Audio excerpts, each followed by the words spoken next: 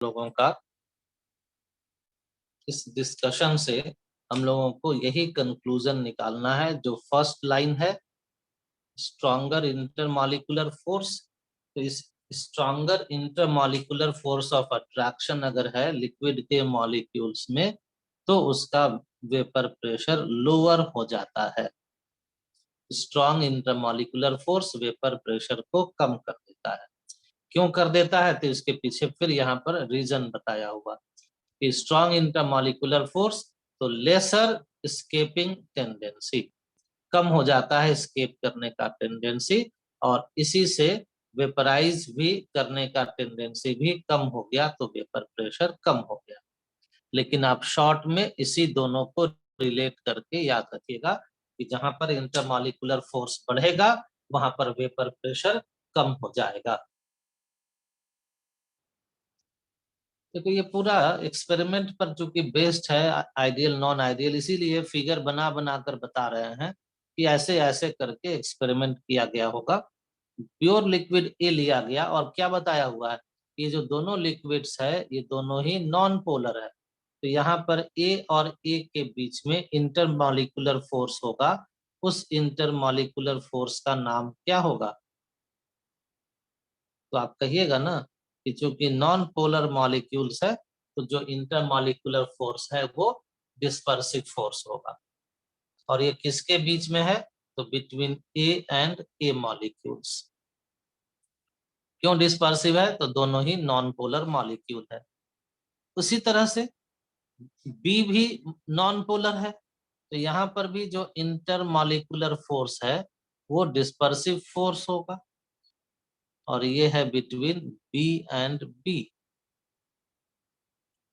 अब दोनों को मिलाने से बन गया है सॉल्यूशन, और सॉल्यूशन में अब है intermolecular force between A and B.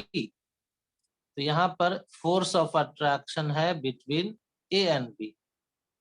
और फिर आपको बताना पड़ेगा, सोचना पड़ेगा कि यहाँ पर इंटरमॉलिक्यूलर फोर्स कौन सा है, डिस्पर्सिव है, डाइपोल डाइपोल है, हाइड्रोजन बॉन्ड है। तो आप फिर ध्यान दीजिएगा कि ए और बी का नेचर कैसा है। तो ए नॉन पोलर है और बी भी नॉन पोलर है। देखो लिखा है ना, तो ए और बी दोनों ही नॉन पोलर है, तो दोनों में फिर से नॉन पोलर मॉलिक्यूल, ये भी नॉन पोलर और बी भी नॉन पोलर, तो दोनों के बीच में जो इंटरमॉलिक्यूलर फोर्स होगा वो भी कौन सा होगा? Dispersive force. तो हम लोग कह सकते हैं कि जो सॉल्यूशन में इंटरमॉलिक्यूलर फोर्स है between A B is equal to intermolecular force of attraction between A या बी। ये क्या यहाँ पर बताया गया है? ये बताया गया है इंटरमॉलिक्यूलर फोर्स ऑफ अट्रैक्शन। यानी कि जब प्योर स्टेट में है तब भी डिस्पर्सिव फोर्स है, और सॉल्यूशन बनने के बाद भी डिस्पर्सिव फोर्स है। तो दोनों तरह का फोर्स ऑफ अट्रैक्शन सॉल्यूशन बनने के पहले और बनने के बाद सेम है। तो स्केपिंग टेंडेंसी पर क्या असर पड़ेगा? तो जब इंटरमॉलिक्यूलर फोर्स सेम है, देखो स्ट्रॉन्ग इंटरमॉलिक्यूलर फोर्स तो वेपर प्रेशर कम, स्केपिंग टेंडेंसी कम। लेकिन यहाँ पर तो सब जगह सेम इंटरमॉलिक्यूलर फोर्स है, देयरफॉर सेम। अगर अलग अलग हुआ तब ना वेपर प्रेशर हाई या लो होगा, स्ट्रांग हुआ तो लो, लो इंटर वीक इंटरमॉलिक्यूलर फोर्स तो हाई वेपर प्रेशर। लेकिन सब में सेम है इंटरमॉलिक्यूलर फोर्स, तो same vapour pressure in solution. यानी कि वेपर प्रेशर सॉल्यूशन में वही रहेगा जो हम लोग एक्सपेरिमेंट से निकालेंगे या जो थ्योरी से रॉल्स लॉ को यूज करके निकालेंगे। तो अब आप समझिए कि यहाँ पर पीटी ऑब्जर्व्ड, हम लोग पिछले क्लास में डिस्कशन किए थे कि ये क्या होता है। तो ये होता है total vapour pressure determined experimentally. Experiment से निकाला गया vapour pressure of solution will be equal to theoretically जो हम लोग रॉल्स लॉ से निकालते हैं वेपर प्रेशर ऑफ सॉल्यूशन, ये दोनों इक्वल होगा। कोई अंतर इसलिए नहीं आएगा कि सॉल्यूशन बनने के पहले और बनने के बाद इंटरमॉलिक्यूलर फोर्स में कोई डिफरेंस नहीं आया है। इंटरमॉलिक्यूलर फोर्स पहले भी डिस्पर्सिव था और बाद में भी डिस्पर्सिव हो गया, रह गया, और इसलिए वेपर प्रेशर सेम रह जाएगा। सेम रह जाएगा मतलब जो थ्योरेटिकली निकालेंगे एक्सपेरिमेंट से भी वैसा ही मिलेगा। और जब ऐसा हो जाएगा तो कैसा सॉल्यूशन कहलाएगा? तो अब तो बताने की जरूरत ही नहीं है। सॉल्यूशन को हम लोग कहेंगे ideal solution. Example, heptane plus octane. Example पहले से आपको दिया हुआ है। हेप्टेन भी नॉन पोलर, ऑक्टेन भी नॉन पोलर, इसलिए दोनों के मिलने से जो सॉल्यूशन बनेगा वो हो जाएगा आइडियल सॉल्यूशन। क्योंकि हेप्टेन में है डिस्पर्सिव फोर्स,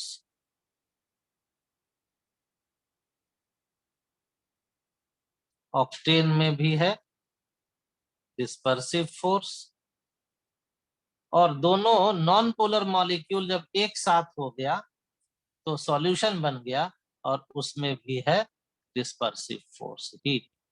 और इसीलिए हर तरफ सॉल्यूशन बनने के पहले, सॉल्यूशन बनने के बाद इंटरमॉलिक्यूलर फोर्स में कोई अंतर नहीं आया। तो इस दोनों के, इन दोनों लिक्विड्स के मिक्सचर यानी कि सॉल्यूशन को हम लोग कहेंगे आइडियल सॉल्यूशन।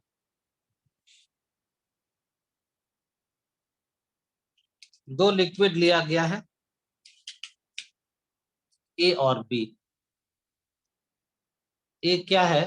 तो इथेनॉल है, जिसमें strong intermolecular force of attraction hydrogen bond होता है, जो यहाँ पर दिखाया गया है C2H5OH, और दूसरी तरफ C2H5OH में एक अल्कोहल का पार्शियल पॉजिटिव हाइड्रोजन और दूसरे अल्कोहल का पार्शियल नेगेटिव ऑक्सीजन, और इसके बीच में इंटरमॉलिक्यूलर फोर्स ऑफ अट्रैक्शन, तो ये कहलाया हाइड्रोजन बॉन्ड। दोनों ही इथेनॉल का मॉलिक्यूल है।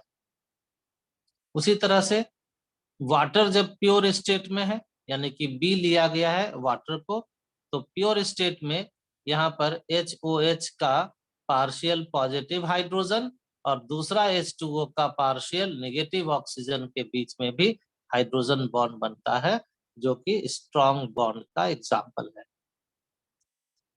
तो स्ट्रॉन्ग हाइड्रोजन बॉन्ड इथेनॉल में भी है, स्ट्रॉन्ग हाइड्रोजन बॉन्ड वाटर में भी है। और अब क्या किया गया? तो सॉल्यूशन बनाया गया ए और बी। ए और बी यानी कि इथेनॉल और वाटर को मिला दिया गया।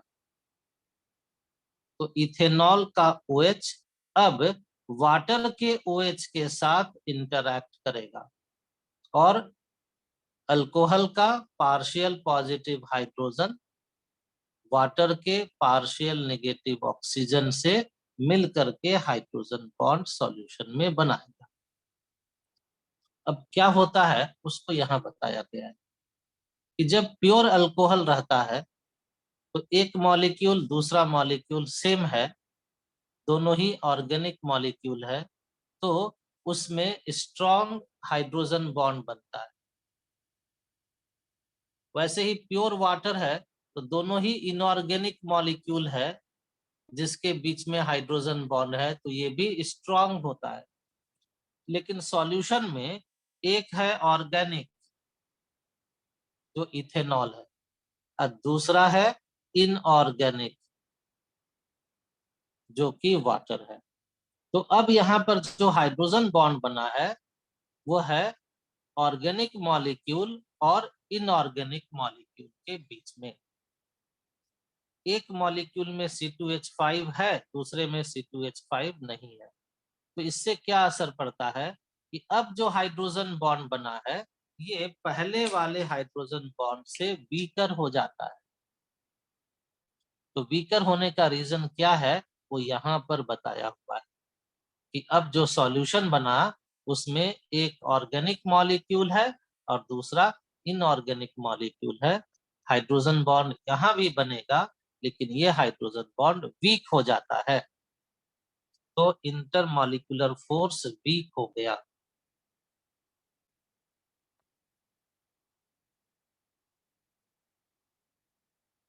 कहां पर वीक हो गया? तो सॉल्यूशन में।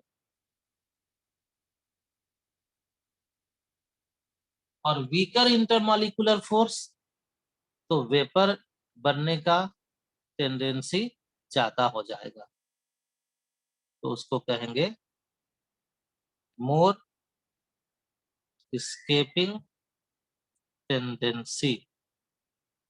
और मोर स्केपिंग टेंडेंसी का मतलब हो गया मोर वेपराइजेशन। और मोर वेपराइजेशन का मतलब हो गया कि higher is vapour pressure of solution.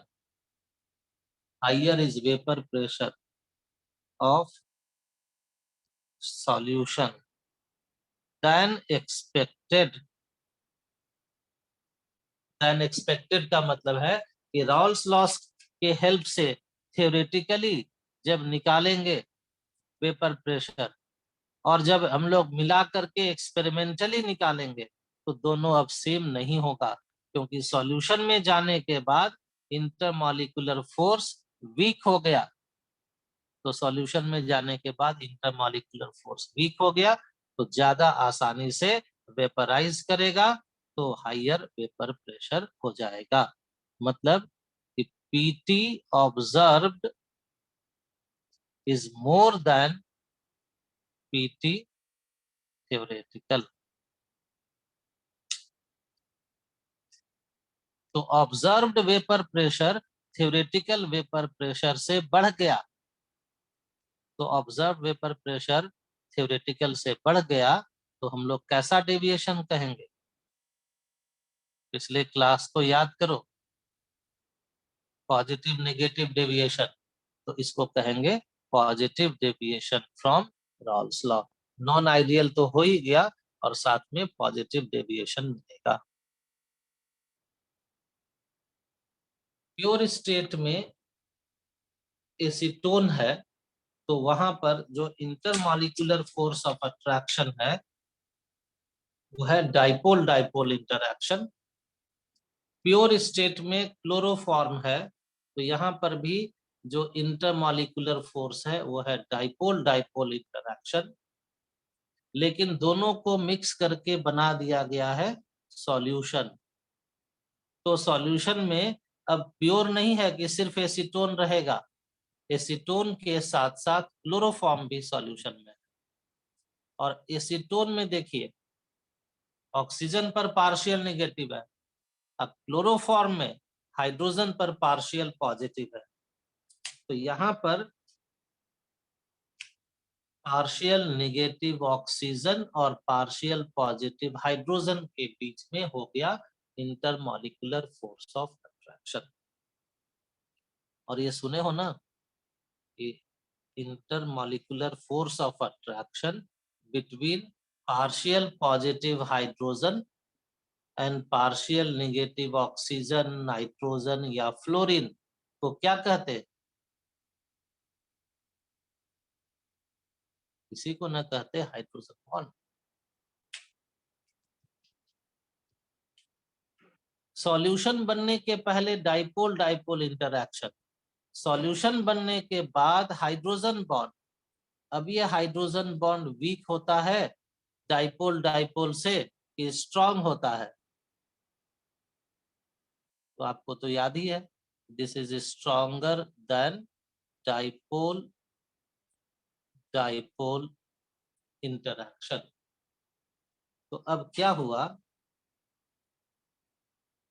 कि सॉल्यूशन में has strong interaction molecular force. Therefore, vapor pressure of solution decreases. अभी यहाँ एक लाइन था ना ऊपर में लिखा हुआ कि stronger the intermolecular force, lower is the vapor pressure. तो सॉल्यूशन में strong intermolecular force of attraction बन गया और ये बन गया हाइड्रोजन बॉन्ड के कारण।